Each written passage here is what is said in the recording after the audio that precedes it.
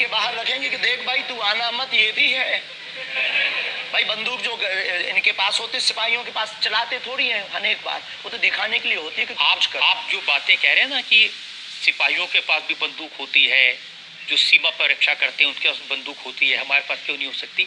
ऐसी बातें जानते हैं, मैं किससे सुनी थी बहुत साल पहले, भिंडरान वाले से। ये कौन? भिंडरान वाले पंजाब में जो आतंकवाद फैला था उसके सिंबल। नहीं, हमने कभी बंदूक की बात नहीं की, बुलडोजर की। उनसे मैंने ये सवाल पूछा था। उन्होंने बुलडोजर रखी। मैं आपको बताता हूँ, उनसे मैंने, देखिए ये मजाक की बात नहीं है, मैंने उनसे सवाल पूछा था कि उनकी आपत्ति क्या थी कि जो हिंदू हैं वो यज्ञोपवीत क्यों पहनते हैं और सिख लोगों को कृपाण लेकर जाने की इजाजत क्यों नहीं होती। तो मैंने उनसे कहा यज्ञोपवीत से क्या नुकसान किसी को हो सकता है? तो उन्होंने कहा नहीं, इससे भी गला घोट के मारा जा सकता है। मैंने कहा आप तो बंदूक की बात कर रहे हैं। तो उन्होंने यही कहा था कि सिपाहियों के हाथ में भी तो बंदूक होती है, वो भी आत्मरक्षा के लिए। तो ऐसी बातें जो लोग गुरु परंपरा के लोग हों उनको नहीं कहनी चाहिए। आपकी दृष्टि से कह सकते हैं, लेकिन हमें लगता है कि आत्मरक्षा के लिए सब कुछ जरूरी है, वर्तमान समय में आवश्यक है। और बुलडोजर की बात अगर कहें तो बुलडोजर का पूर्ण अहिंसात्मक बयान है, और किसी व्यक्ति से अगर आप जोड़ रहे हैं तो उसका निज मत है। हमारा मत बंदूक की तरफ। सनातन धर्म का मत क्या है? सनातन धर्म का मत है सनातन सत्य, अहिंसा, दया, क्षमा, दान, जप तप। मारकाट की बात तो नहीं करता सनातन धर्म। ये वीरता का प्रतीक है बुलडोजर।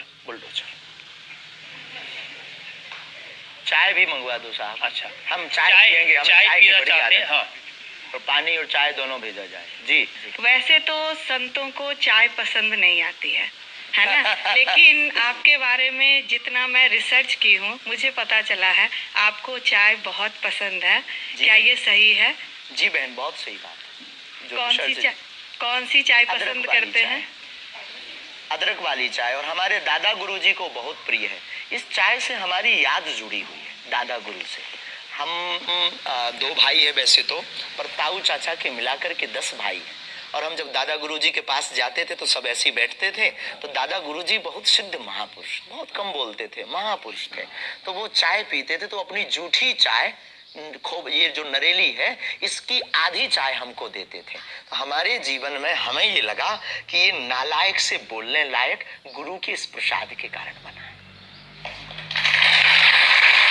और प्रत्येक, इसके पीछे एक और रहस्य है, प्रत्येक बालक को अपनी परंपरा को छोड़ना नहीं चाहिए, चाहे किसी भी लेवल पर पहुंच जाए। शायद ये भी सूत्र है।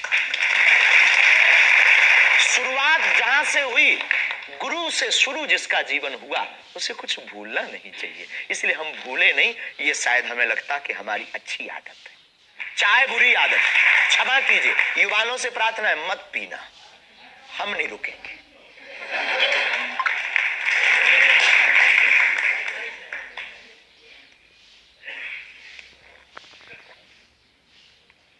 और हमारे दादा गुरु ने तो श्लोक भी बनाया, कहो तो सुनाऊं?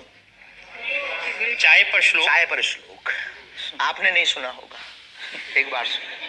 केटली गर्भ संभूतम शक्कर पत्ती मिश्रितम कप मध्य विराजते देवी ओम चाय चंडिकाय नमो नमः। और केवल इतना ही नहीं, चाय और चाह दोनों जिंदगी में बहन जरूरी है। चाय हमारे लिए जरूरी है क्योंकि हमें लगता कि चाय से गुरु की याद आती है, और जिससे ईश्वर की याद आए वो बुरी चीज भी अच्छी है।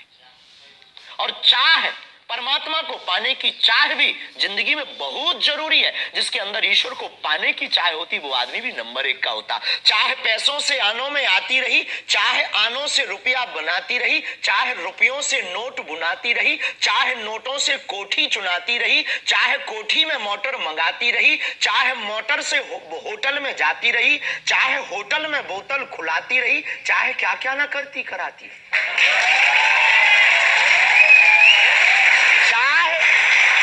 मोटर से होटल में जाती रही, चाहे कोठी चुनाती रही, चाहे कोठी में मोटर, वो पीले हुए, चाहे छोड़ी जिन्होंने वो रसीले हुए, चाहे जी से लगी जी जरा हो गया, चाहे हरी से लगी जी हरा हो गया। अब एक ही चाहे हमको चाहिए, वो अगर चाहे हनुमान जी तो फिर क्या। डायलॉग बाजी है क्योंकि हम आपकी आपकी अदालत में ये कहने, हमारा कोई भी बयान डायलॉग नहीं है, हमारा प्रत्येक बयान हमारे युवाओं को और भारत को जगाने का है। मैं तो सोच रहा था कि आपको पहले से पता होगा कि मैं क्या पूछने वाला हूँ। शायद। ये जो चाय आप पीते हैं, इससे एनर्जी आती है, ऊर्जा आती है, शक्ति मिलती है? लगभग। गुरु की याद आती है। और देखो चाय पीना, देखो सच बात यह है कि चाय पीना ठीक नहीं है, चाय हानिकारक है, भूख मारती है।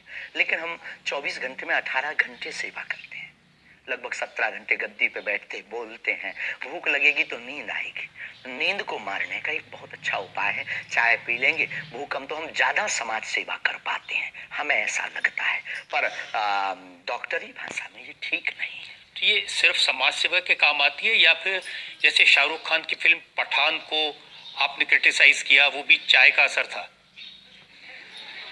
चाय कोई नशा नहीं है, लेकिन अगर आप उसकी बात करें तो हमने सिर्फ सनातन की बात की कि हमारे सनातन पर भगवा रंग ही बेशरम क्यों बार बार। एक फिल्म 1987 के लगभग आई थी, संतोषी माता की फिल्म। संतोषी माता की फिल्म आने के बाद लोगों की भावना इतनी दृढ़ होगी कि शुक्रवार को टमाटर और नींबू बिकना कम हो गए।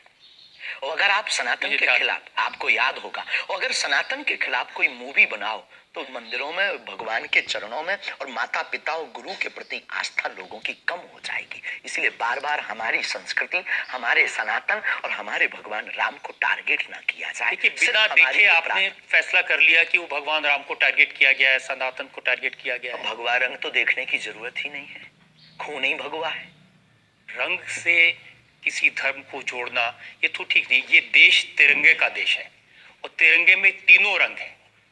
बिल्कुल है, और सब रंगों का सम्मान करना चाहिए। तो है। तो हमने कभी, अच्छा तो भगवा रंग, हरा रंग भी तो बेशरम हो सकता है। हाँ, क्यों नहीं हो सकता? हो सकता है। हाँ। बस यही हमारी मांग है। देखिए, ये इस तरह की जो मांगे करते हैं ना, उसी पर मुझे आपत्ति है। आप कहते हैं ये भारत राष्ट्र, हिंदू राष्ट्र बने, बेझिझक बने, हिंदू राष्ट्र बनेगा। ये जातिवाद, हम जातिवाद के खिलाफ हैं। कब तक गालियां जातिवाद के नाम पर, कब तक राजनीतिक रोटियां सेकी जाएंगी? ये बंद करो अब। कब तक जातिवाद के नाम पर वोट लेंगे? आप ये बंद करो, भारत को हिंदू राष्ट्र बनाओ। सामाजिक समरसता होगी, सब में समानता होगी, सौहार्दता होगी, न पत्थर गलेंगे, न रामचरितमानस जलेगी, न राम के ऊपर कोई टिप्पणी होगी। हिंदू राष्ट्र होगा तो राम राज्य आ जाएगा। भारत विश्व गुरु है।